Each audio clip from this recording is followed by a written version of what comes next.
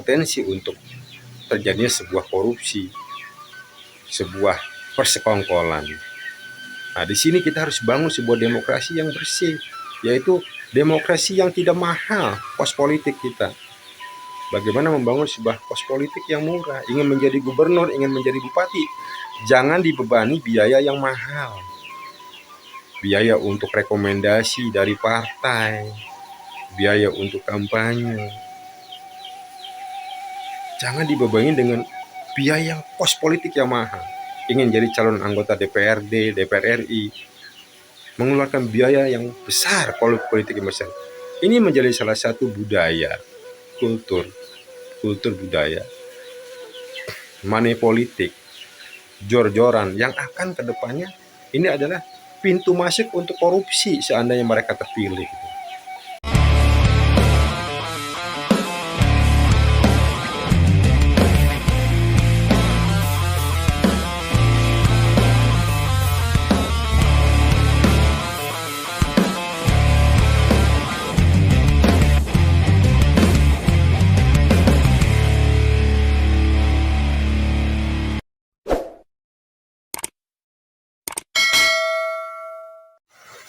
Assalamualaikum warahmatullahi wabarakatuh. Salam silaturahmi sahabat semuanya. Semoga sahabat semuanya pada siang hari ini senantiasa mendapatkan rahmat dan barokah dari Allah, juga senantiasa diberikan kesehatan. Amin ya rabbal alamin.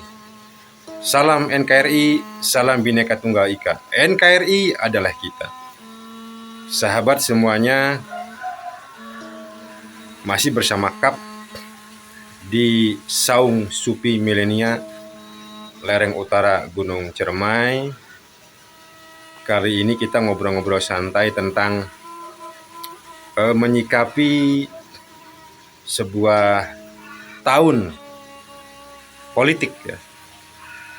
Tahun 2023 menuju tahun 2024 adalah tahun politik, di mana puncaknya nanti di tahun 2024 ada sebuah pesta demokrasi, pemilu serentak, pilpres, pileg, pemilihan pilkada ya, pemilihan gubernur, bupati, wali kota, pemilihan DPD, DPR RI, DPRD serentak di tahun 2024. Artinya bangsa kita akan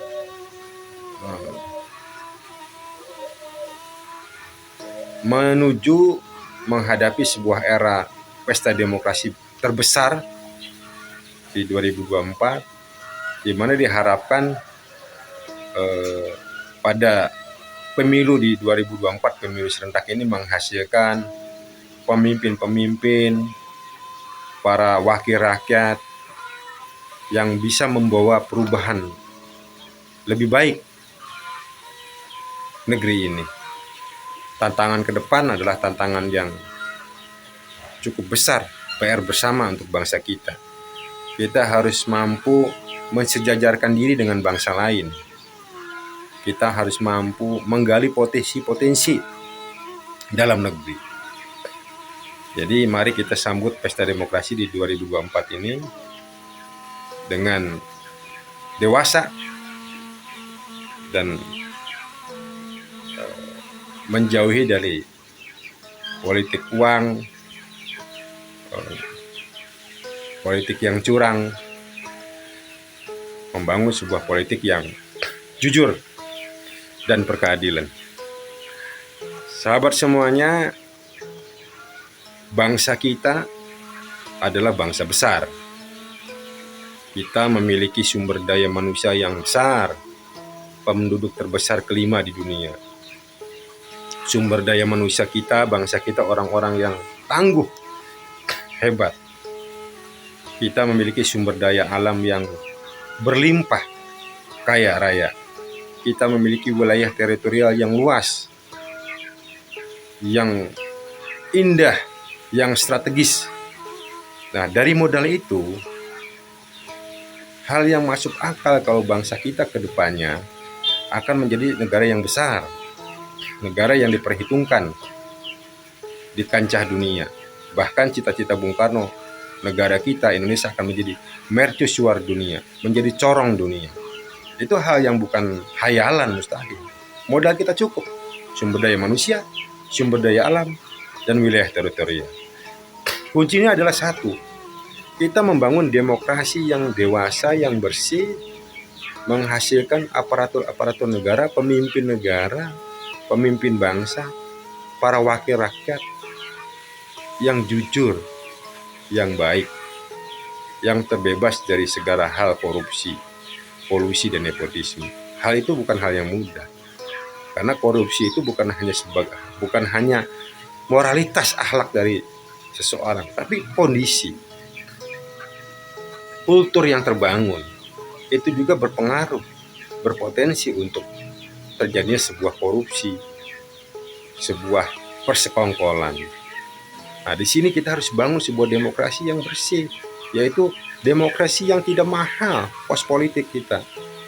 Bagaimana membangun sebuah kos politik yang murah? Ingin menjadi gubernur, ingin menjadi bupati, jangan dibebani biaya yang mahal. Biaya untuk rekomendasi dari partai, biaya untuk kampanye.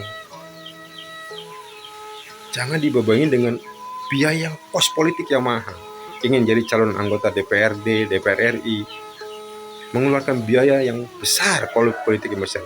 Ini menjadi salah satu budaya, kultur budaya, money politik, jor-joran yang akan kedepannya ini adalah pintu masuk untuk korupsi seandainya mereka terpilih. Mari kita menjadi PR kita bersama, bagaimana kita membuat sebuah sistem, bagaimana kos politik atau biaya politik itu tidak membebani para calon-calon pemimpin bangsa ini, tidak terlalu mahal. Ini menjadi perenungan dan PR kita bersama. Itu barangkali cikal bakal sebuah runway, jalan untuk memajukan bangsa ini. Kita cepat tinggal landas. Kembalilah kita mari bangun sebuah pesta demokrasi dengan biaya politik yang tidak mahal gitu. Karena biaya politik yang mahal, yang membebani para calon-calon pemimpin, calon-calon anggota legislatif, itu menjadi satu pintu korupsi terkondisikan. Barangkali itu yang dapat kami sampaikan, kurang lebihnya mohon maaf. Ihdinas siratal mustaqim. Assalamualaikum warahmatullahi wabarakatuh.